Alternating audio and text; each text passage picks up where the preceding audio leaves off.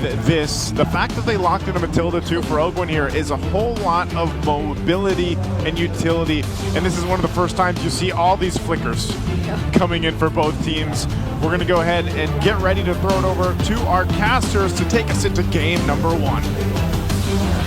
Game 1 in the Clash of Titans, a chronicle that spans the seasons. Here in the Champions Arena, a best of 5 for a race towards the upper bracket finals. You know what, I'll side with Renmar. I think I do like how JP alone, his chip, who has a 100% win rate, opens up so much with this Carl Teasy Frederick-centric lineup. Yeah, I mean, I'd like to think the same, but if you were to ask me, I feel like I'm sort of 50-50, you know? Like the hero synergies in Team Falcon's lineup, they're just too good. They look too good. But again, overall, if Team Liquid Philippines, they're able to take the team fight strategically, then they can take the upper hand either way, considering that this is Sanji on Kimmy. I feel like it's an exciting, it's exciting to see him on these kinds of heroes, because even way back when he was using all these Novarias and all, he is that kind of guy who just plays the mid lane aggressively and so well. Yeah, very nuke-centric, definitely. So JP right now, obviously, is just going to poke it a little bit, but we were talking about like the win rates earlier, or the percentages. I really do agree with that 60-40, just because of how well we know Sanji will play this, plus the unpredictability that Terizla might actually give for this matchup. That is the X factor out of the XP lane. I think the fact that we're seeing a Terizla after so long, that might change the way Falcons plays. Again, I'm sure they've seen this in scrims, but through a shortcut, with a Fredrin, with a Moscow from across the map, like these are all lethal combos that Liquid PH could use to stampede through Falcon synergies. And that's probably a new version of the Stampede, because it's a debut pick for both the Fredrin and the Terizla for TLPH this season. But hold on. Wow, that's a very hard committal here from Oheb. Straight in Super Mario. I mean, that was already a really good Spear of Misery, but maybe would have been enough for Naked Chew. Luckily, he was just shy of one hit away. Quick shift up top near the turtle. Falcons definitely have a bit of an advantage here with Flapteasy ready with that Piss Crack combo, but look at that, nice dive in as well. Sanji staying relatively safe in this fight. They're also going to be able to take out Few, but the turtle going over to the Falcons this time around. 40 for Few. I don't know how the math checks out. Brigida, is that a good trade? Well, honestly, I feel like Few on the Chushin doesn't mind. It's more of like him being a utility at this point, but then Sanford there. Right.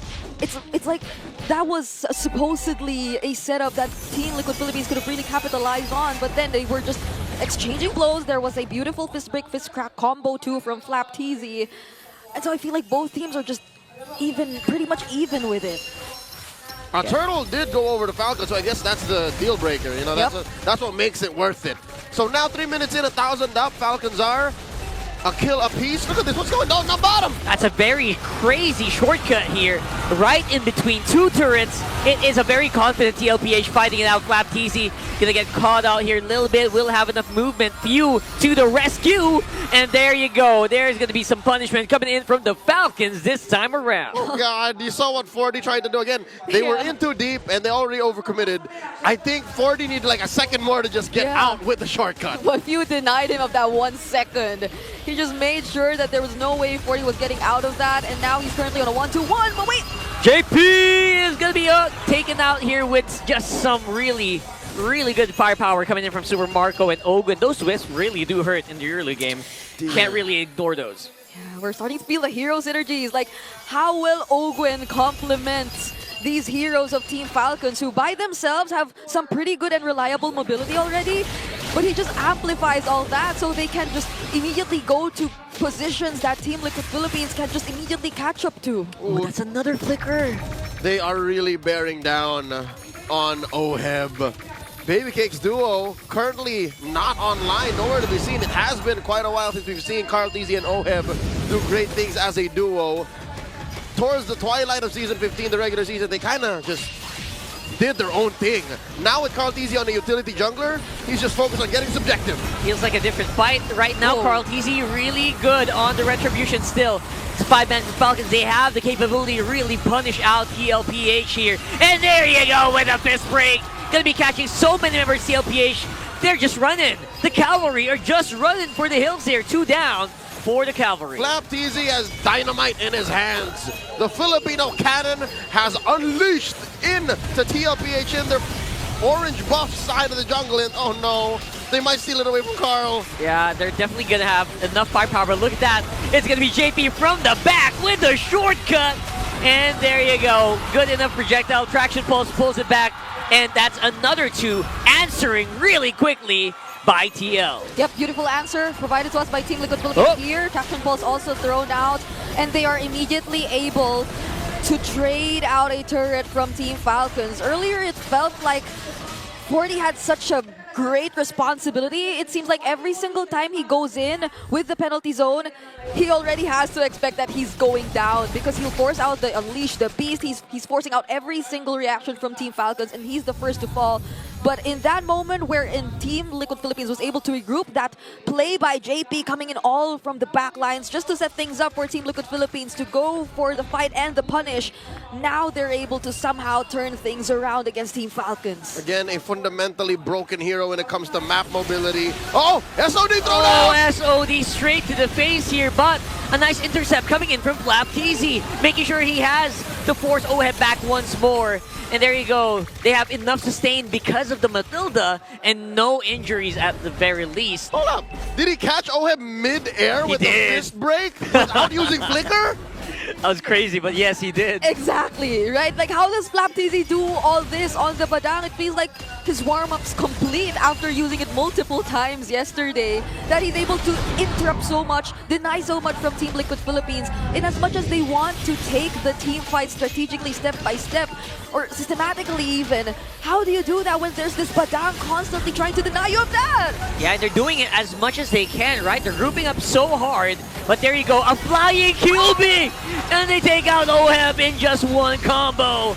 Right up on front is Sanford. It's going to be Carl TZ trying to soak up as much damage as he can. A Prince Rat goes down, but he will also fall.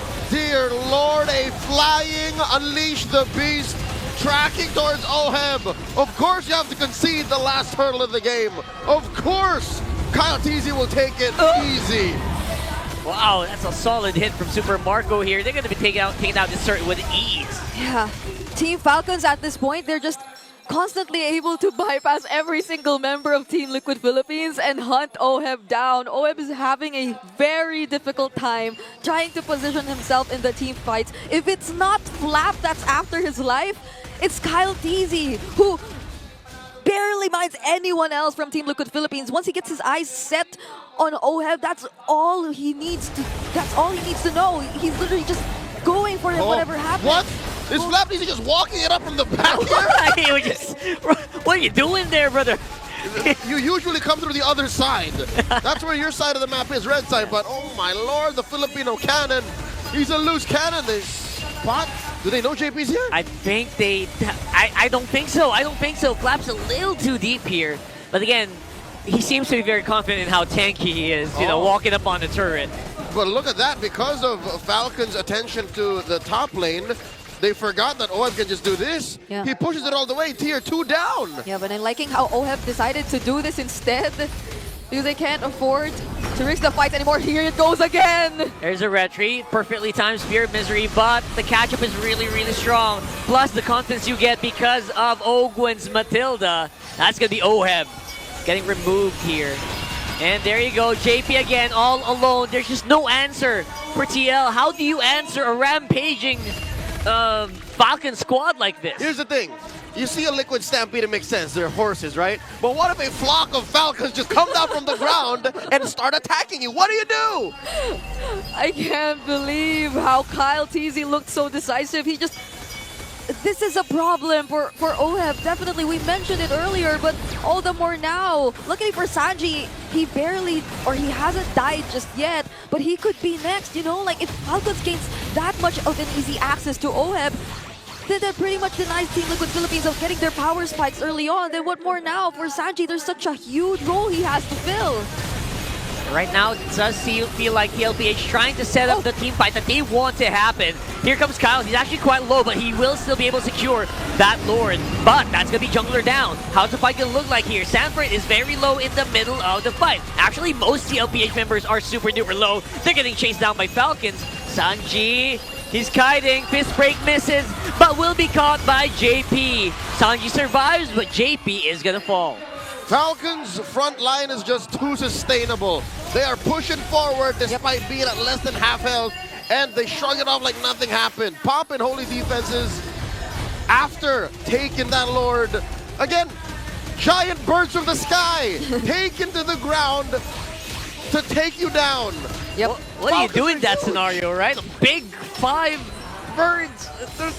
They're like 200 pounds.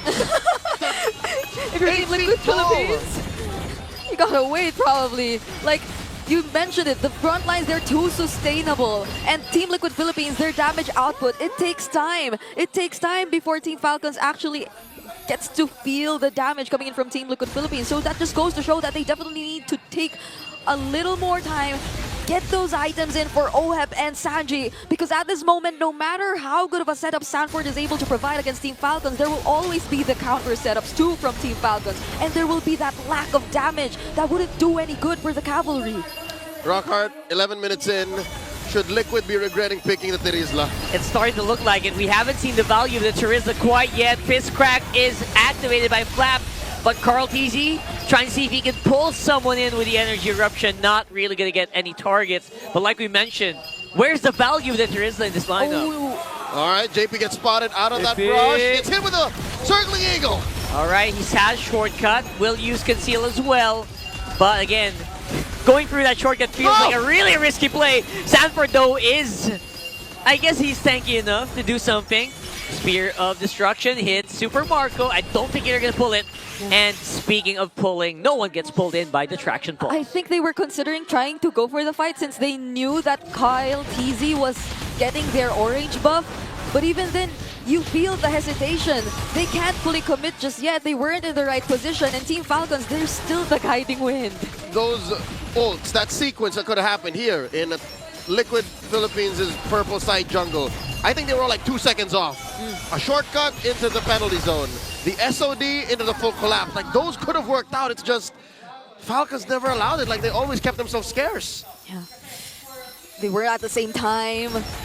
They weren't enough for Team Liquid Philippines to feel confident enough to taking that fight. And so we see the multitude of problems that Team Liquid Philippines is currently facing. And it's probably somehow also because of the limitations that they have in terms of their lineup. Like, there's no one person you can expect to just fully disrupt. That's at most probably JP, but just one mistake in terms of wherever he comes from could get immediately punished too by Falcons with their lineup. I guess that's the danger of having like a pure DPS lineup. You can't really take Falcons by surprise. Cool. Like, they're gonna get started though. There goes Flap TZ already using the fist break. Kyle TZ is looking for Sanji, while the rest of them are trying to juggle it around that Lord. Sanji again removed instantly by the Lucas. And it's gonna be Carl TZ coming out with the Lord anyway. But at what cost? JB all alone, and the wipeout happening for the Falcons. Falcons not losing a single member. Screaming where death is, we are not. Making a beeline towards mid, not even looking at the Lord. I can smell a quick game 1 victory. That's gonna be it. They're gonna be breaking it really hard into a 13-minute game.